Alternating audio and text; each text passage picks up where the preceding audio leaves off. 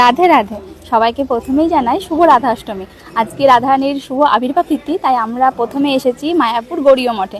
এখানে রাধারানীকে দর্শন করে তারপর চলে যাব ইস্কনে। তো চলো তোমাদেরকেও এই মায়াপুরের চৈতন্য মঠটা দর্শন করাই ঘুরে। চলো আমার সাথে।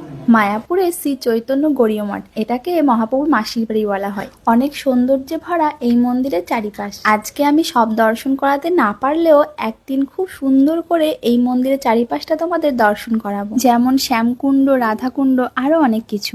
মন্দিরে ঢুকেই আগে ভগবানকে দর্শন করে নিলাম, আর তোমাদেরও দূর থেকে যেটুকু পারলাম দর্শন করে দিলাম। আর দেখো পাশে এখানে মহারাজরা ভগবান সম্বন্ধীয় অনেক সুন্দর সুন্দর কথা বলছিলেন, কীর্তন করছিলেন, আর সব ভক্তরা শ্রবণ করছিলেন। এবার আমরা চলে যাচ্ছি ইস্কনে। ইস্কন মন্দিরে গিয়ে রাধারানীকে দর্শন করব, রাধা মাধবের অভিষেক দর্শন করব, আর রাধা অষ্টমীর মহাপ্রসাদ খাবো। রাধে রাধে। আমরা এখন ইস্কন মন্দিরে এসে গেছি। ভেতরে রাধা মাধবের অভিষেক করানো হচ্ছে, আমরা যাব দর্শন করতে।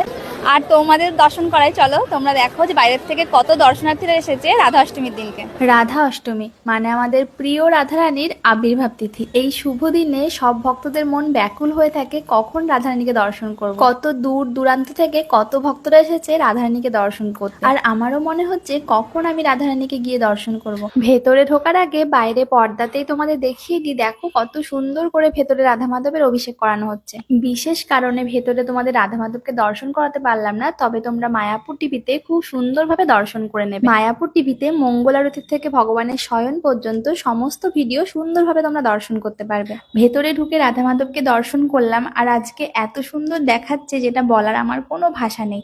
বাইরে সেই ফ্রেন্ডদের সাথে দেখা হয়ে গেছিল, ওদের টাটা করেই চলে আসলাম গীতা ভবনে। আমরা এখানে প্রসাদ পেয়ে এবার বাড়ি চলে যাব।